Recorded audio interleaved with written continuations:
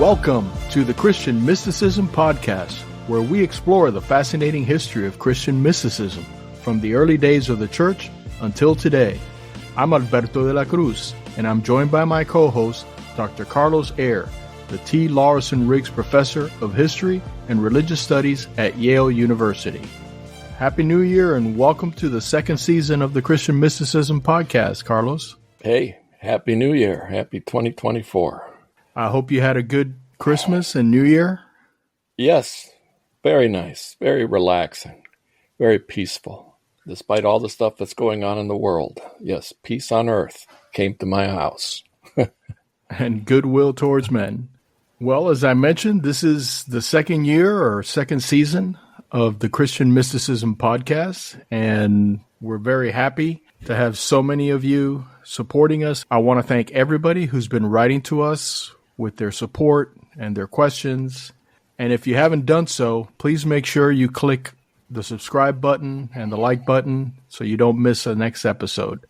So when we ended the year with our last episode in December, we talked about exploring more recent mysticism. And before we get into the actual mystics, I think there's a good topic that we can start with that's a fairly recent phenomena.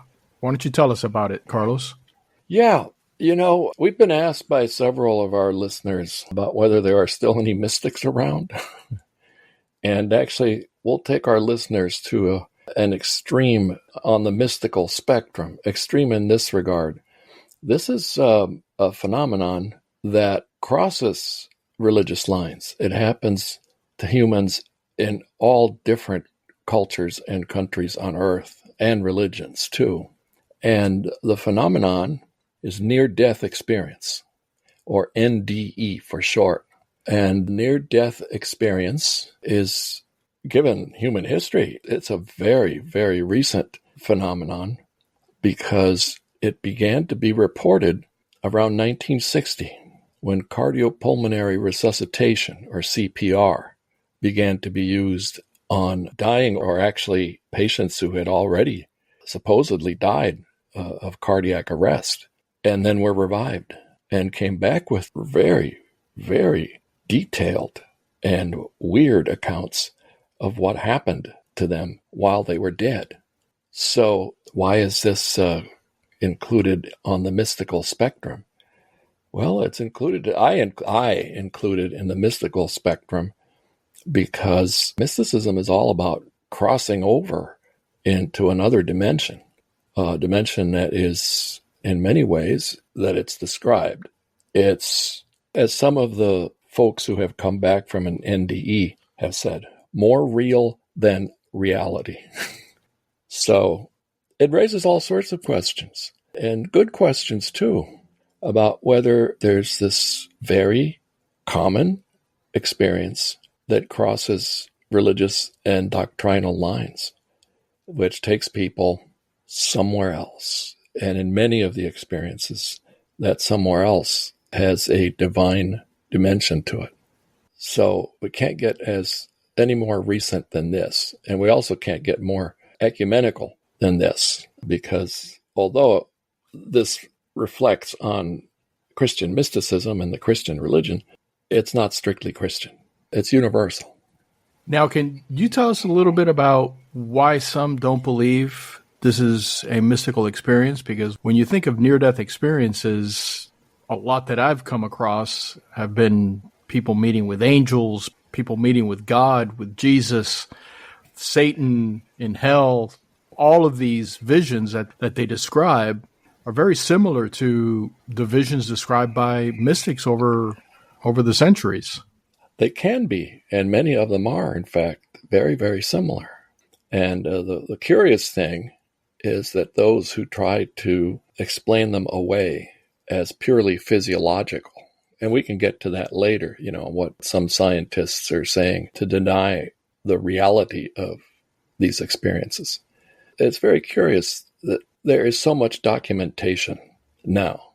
It is just irrefutable that this happens, and that some of the events described point to something that is, in fact, very difficult to attribute solely to physical causes. And this brings us to a whole different realm. The boundary between the natural and, let's call it, supernatural or transnatural. This is something that's going on right now, this very day, as we're speaking. Who knows how many people on Earth might be having a near-death experience right now, as you and I are speaking, or as our listeners are hearing this podcast. But the questions raised, is this really proof of something that in the human person that survives death, whether it's called a soul or it's given any other name? Is it, for Christians, proof of the soul's existence? Because actually in Christian mysticism, this is, we've gone over this before many times. There's this struggle between the physical and the spiritual, between the body and the soul. And mystics always ascribe the experiences they have as something that is experienced by the soul, as well as the human mind, but it's really the soul that is talked about most often as being the part of the human self that can transcend the body. And some of the descriptions we have, people who come back from their near-death experience, they echo a lot of what one can read in the Christian mystics. You mentioned the body and the struggle between the soul and the body. And I remember from the writings of Saint Teresa of Avila how she said that it felt like her soul was being torn out of her body and the physical pain that was involved with it. And you wonder, when you have a near-death experience, or when someone has a near-death experience, their body is dead. They feel no pain. That's correct. And you would have to imagine that they don't have that limitation in that vision or mystical experience, if we want to use that term, that they're having. They don't have that limitation of the body kind of holding the soul back because the body is dead. Well, and in many, many, many cases, and I don't know if there are any, precise statistics, what percentage of people who have NDEs experience themselves outside their body and actually look on their body and they see it's dead. And we'll get to this in a few minutes. They also see things around the very same space in which their dead body is lying. And then they come back and report things that there's no way that current science or medicine can explain how, with no brain waves, right? Someone who is brain dead can have experienced things outside their body. And one of the it's very common. And again, I don't know if we have precise statistics on it, but yeah, painlessness is one of the key features of the NDE or near-death experience.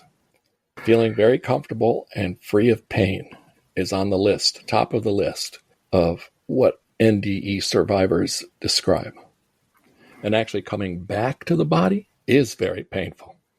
Now, I know most of our listeners, if not all, have heard of NDEs, maybe some of them have experienced it, but at least know of it and have a good idea of the different types. But just so we're all on the same page and we all understand what we're referring to, can you give us some examples of what these experiences are, or what are the telltale signs of it? Sure. And again, I want to emphasize that there are differences. Not every NDE has the same features, but the most common ones are the following. Feeling very comfortable and free of pain, top of the list. A sensation of leaving the body, sometimes being able to see the physical body while floating above it or around it. The mind, and this is key for me anyway, the mind functioning more clearly, more rapidly than usual, and the ability of comprehending vast, vast amounts of information simultaneously.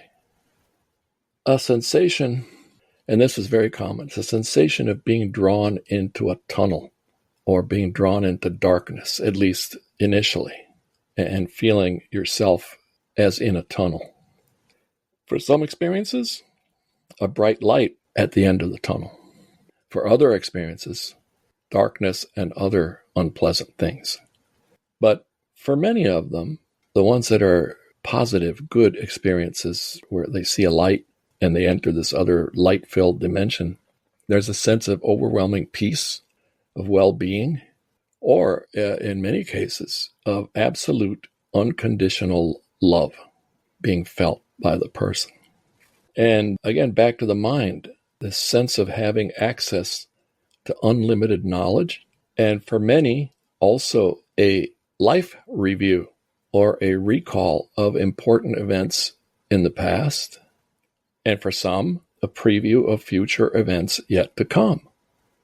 Also, encounters with deceased loved ones or religious figures.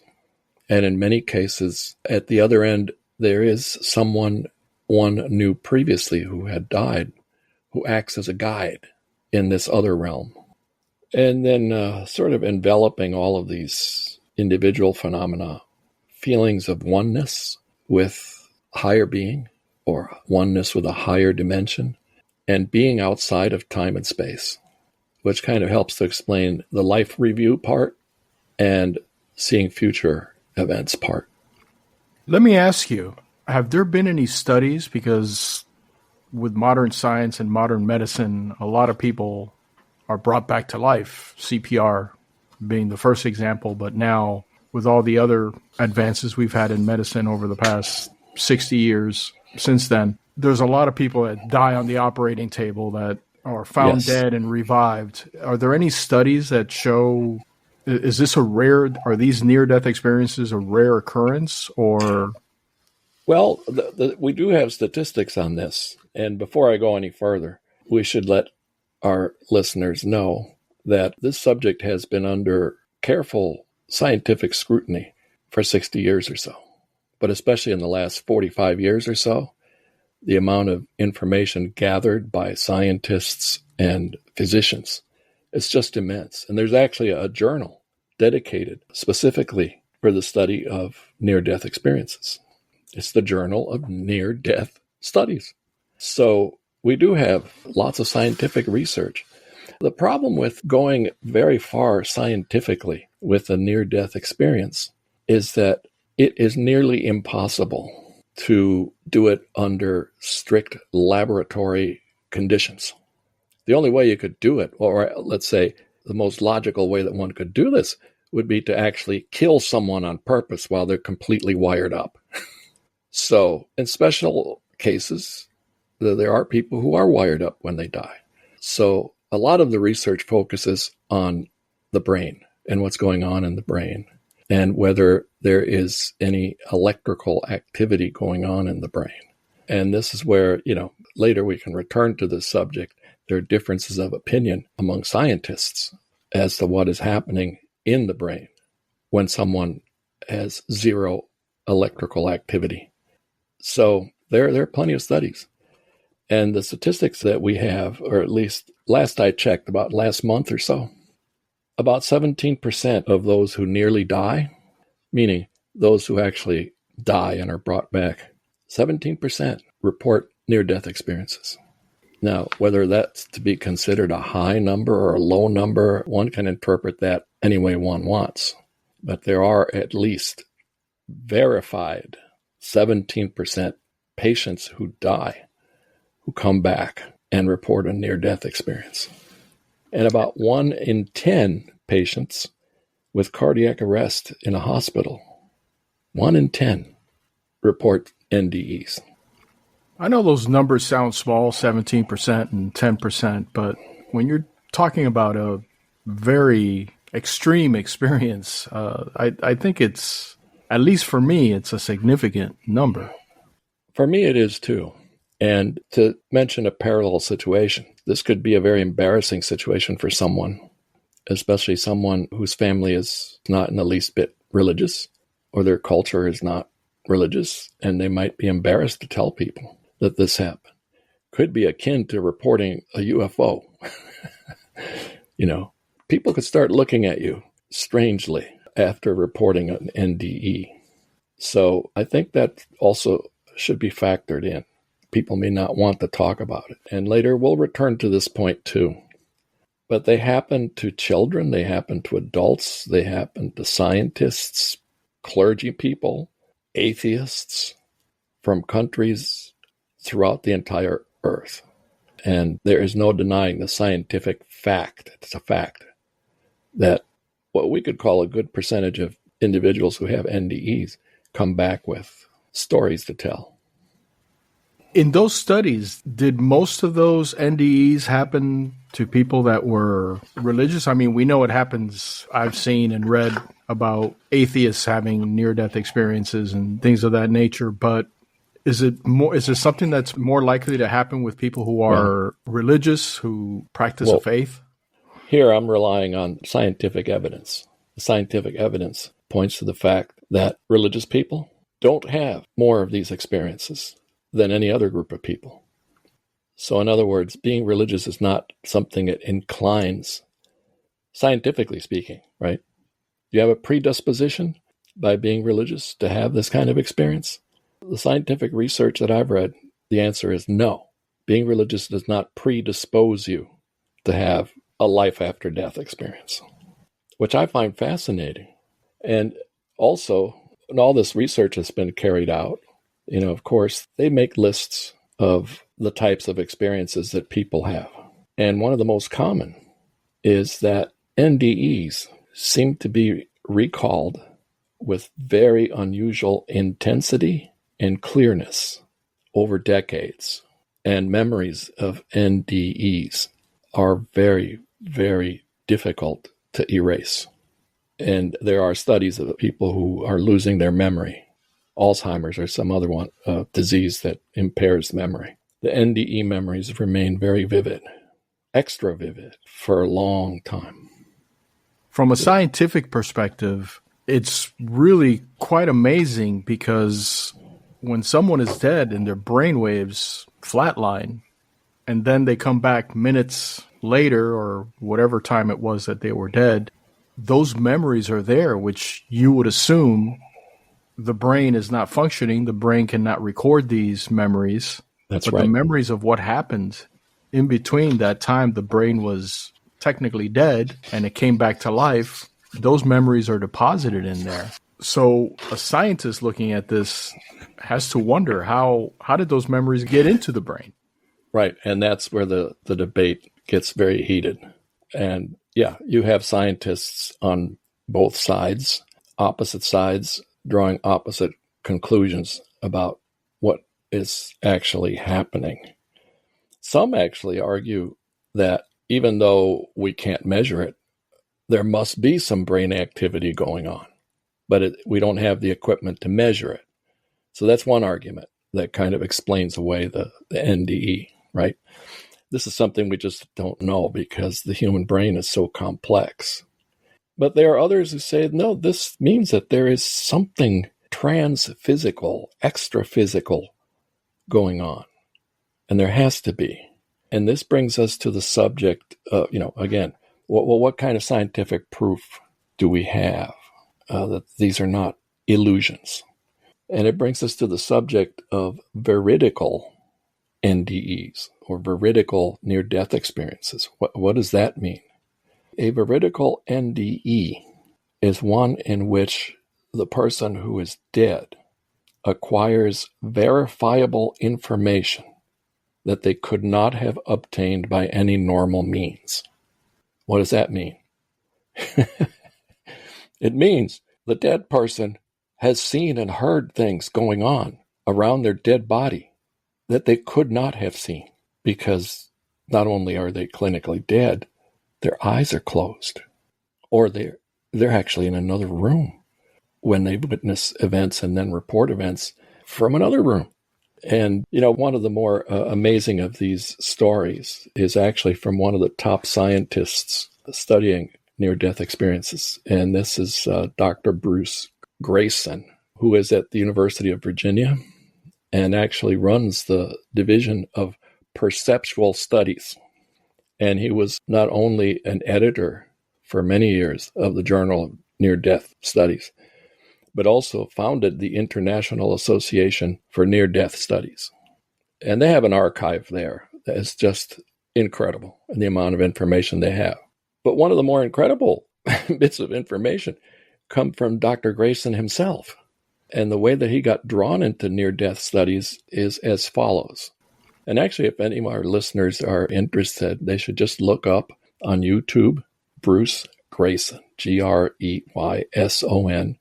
And there are several videos in which he actually tells this story himself about how he was introduced to the near-death experience when he was a newly minted MD. He had just finished medical school. And this happened at the University of Virginia Hospital, which I happen to know very well because I lived in Charlottesville for 15 years. And all three of my kids were born in that hospital. What happened was as follows. A young woman had overdosed on drugs and was dead. So Dr. Greyson goes to talk to her roommate to get information on the situation in that apartment, what was happening before she overdosed and so on and so forth. So he's talking to her roommate, but one little item comes into the story, which changed everything for him. And this is the item. He was eating lunch when his pager went off to come look at this patient who was coding, dying. He was eating spaghetti, and the pager ringing made him spill spaghetti sauce on his tie. So he put on his lab coat and went to take care of this dying woman and then to talk to the roommate. But it gets very hot in Charlottesville in the summer. And back then, in those days, apparently they didn't have air conditioning in that wing of the hospital where all of this was taking place. So he took off his lab coat. And the roommate saw the stain on his tie. And they spoke about it. So I'm sure our listeners are wondering, where is this story going? Bruce Greyson tells the story, of course, much better than I do because it happened to him. And what happened was that they brought this woman back to life. And he introduced himself to her. And she says, well, I know who you are. You were talking to my roommate a little while ago. And you were talking about the stain on your tie. And he said, basically his whole worldview changed right then and there.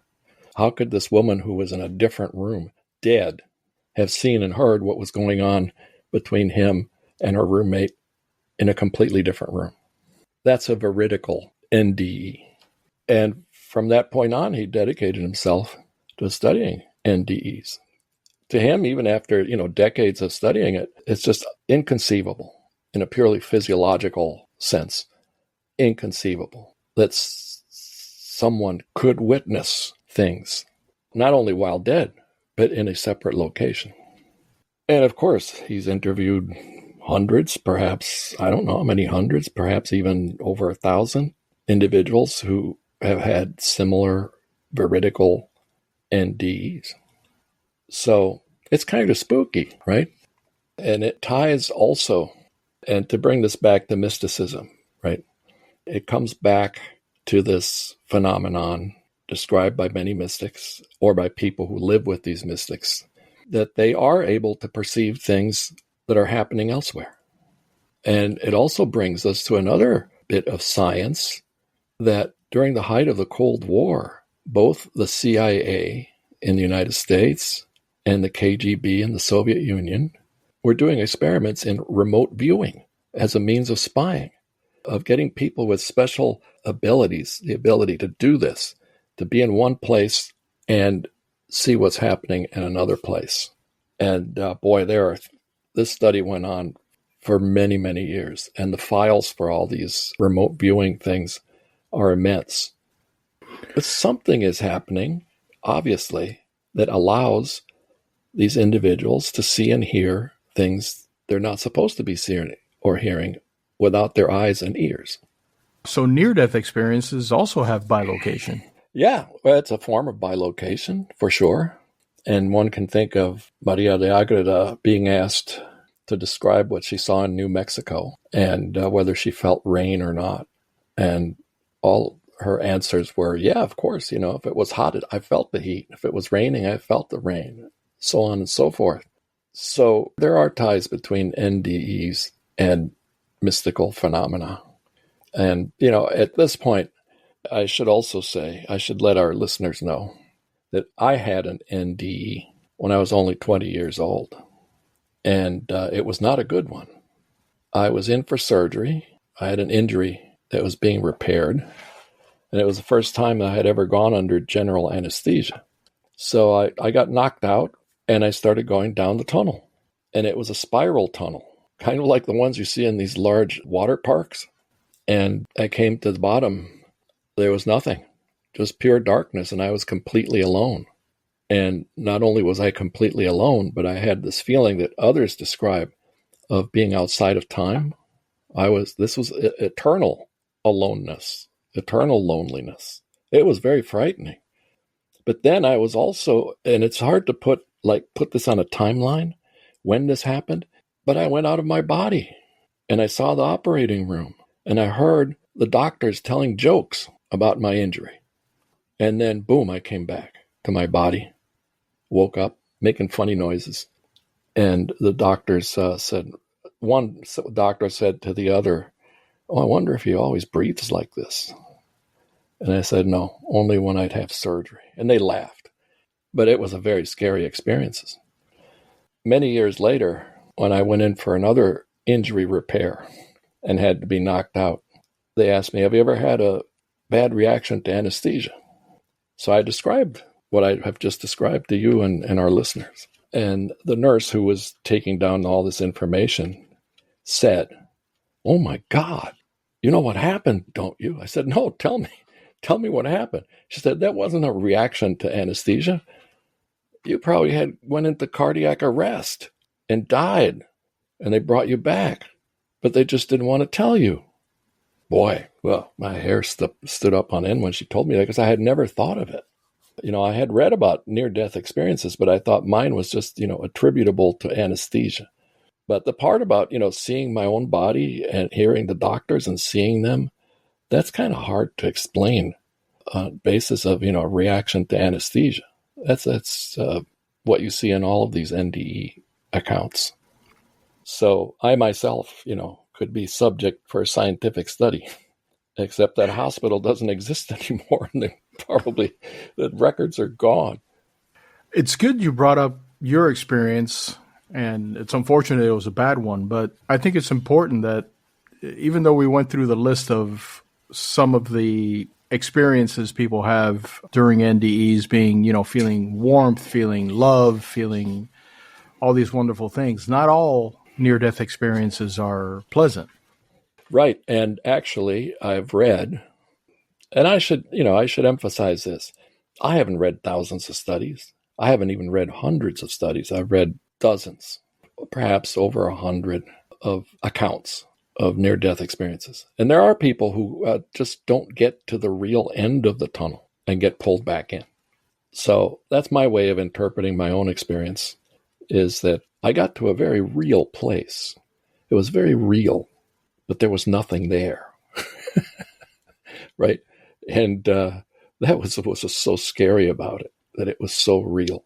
And as in all these other accounts, I cannot ever forget that memory. It's very vivid. Very, very, there's nothing fuzzy about it.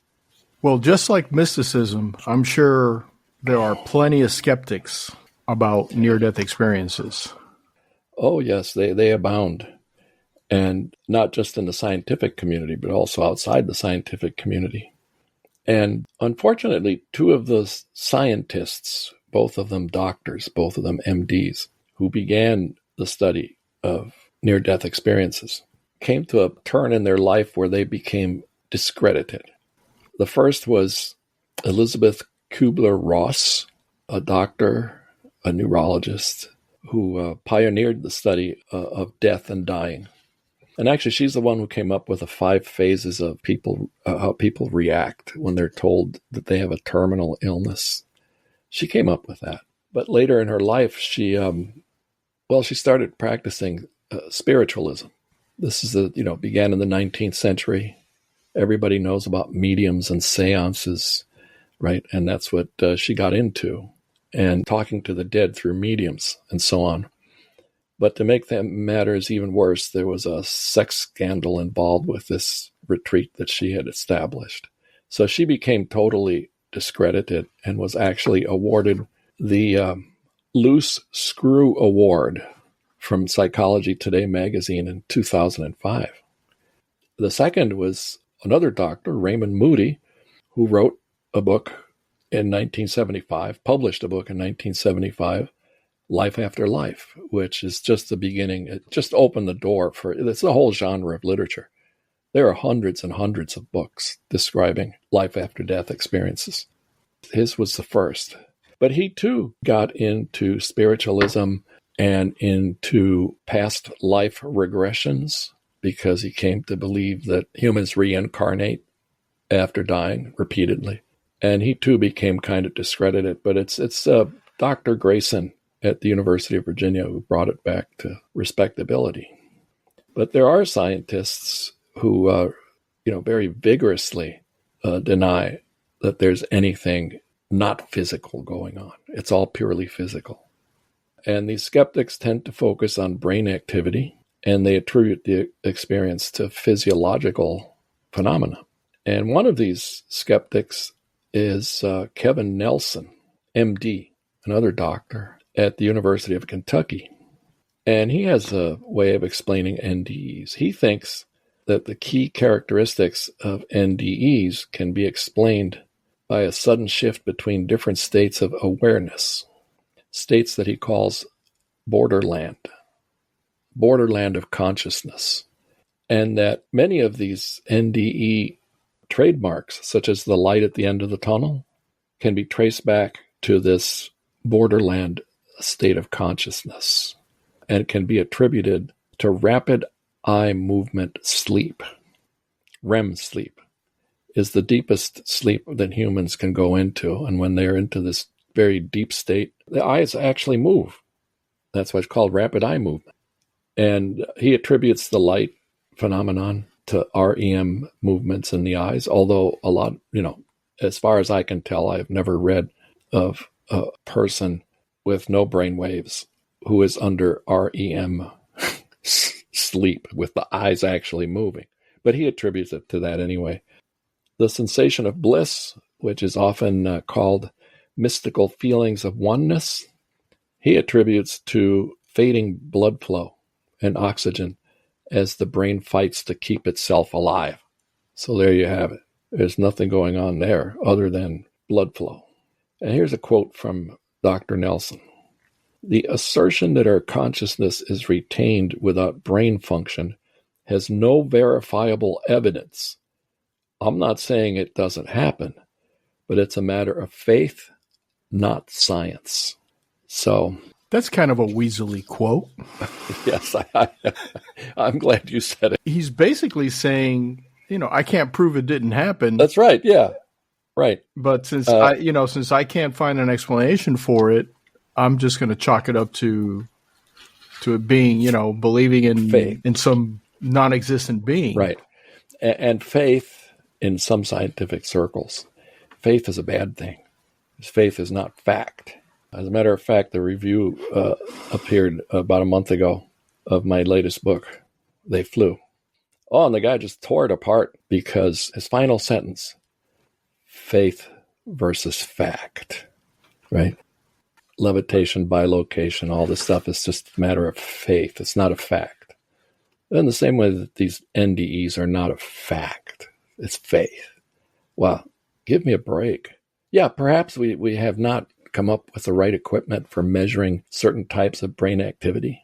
But I think it's one of the fundamental findings of brain science, of the study of the brain, is that the brain is an electrical apparatus. That's how the brain functions. Without the electricity, there is no function. But perhaps there is something that's not electric going on. I have to be a double-edged skeptic, right? And say, well, perhaps, yeah. But to me, given the information that we have, and given my own experience, all right, these NDEs are very real. Or as many people have said, realer than real. There's also the ineffability, the inability to express or explain what the experience really is and feels like, which is very similar, if not in many cases exact, to what mystics say. I can't really explain it to you.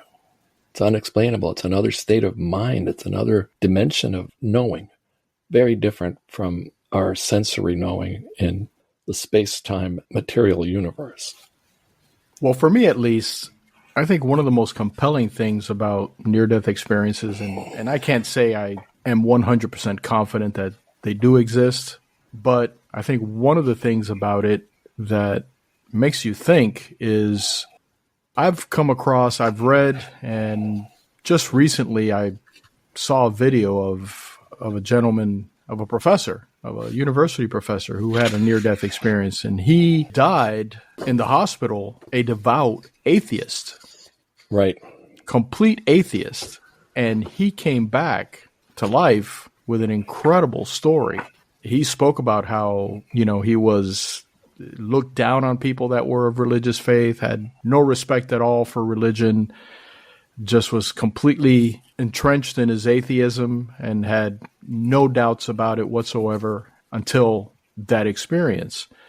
So for someone to turn their back on something that they felt so strongly about, just based on an experience that they had, not on months or years of smaller experiences, during life that led them to a change of heart, but to have, a short period of time, minutes, because it's usually just minutes, because your body can't come back to life after a certain amount of time, only a few minutes, then in that period they could completely change. So to me, that's compelling.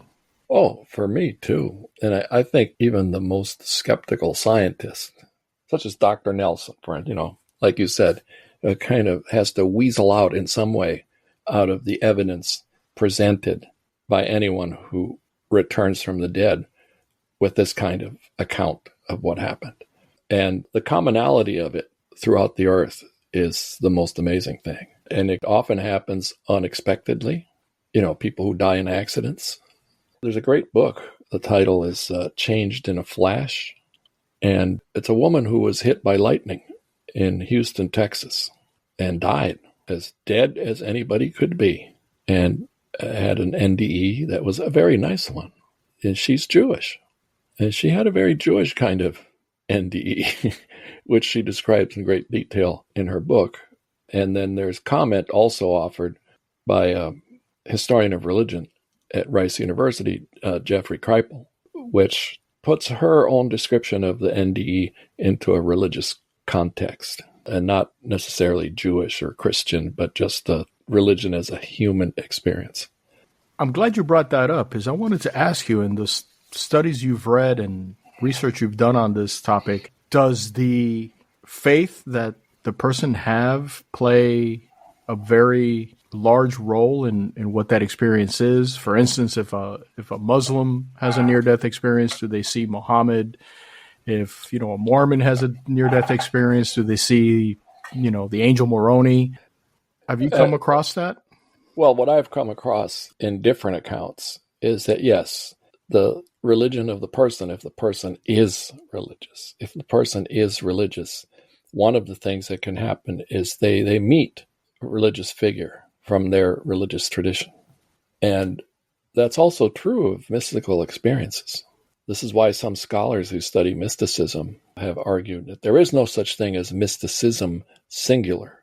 There are mysticisms, plural, with an S, mysticisms, because the experiences, while similar in many respects on a larger scheme of things, in the particulars, experiences are very keyed into a very specific set of religious beliefs. So, for instance, I have yet to find an account of, let's say, a Buddhist NDE who gets to the other side and sees Jesus, and vice versa, a Christian who is stunned to discover that instead of meeting Jesus, they're meeting the Buddha. So it raises all sorts of very, very interesting questions about many different aspects of mystical experiences, as well as of life itself and reality, and what might happen to all of us when we cross the line to the undiscovered country, as Shakespeare called it. Well, I think it's also important that we keep in mind that mystical experiences, whether they be through mysticism or near-death experience, mystical experiences aren't always with God the Creator. That's right. There are other spiritual forces out there, and that's not to say not to claim that everybody who has a near-death experience that doesn't include the God of my faith is having a mystical experience with Satan, Yeah, for lack of a well, better term. But it's important to note that these mystical experiences, from what we've talked about over all these episodes, are not necessarily simply an interaction with the good side of the spiritual world.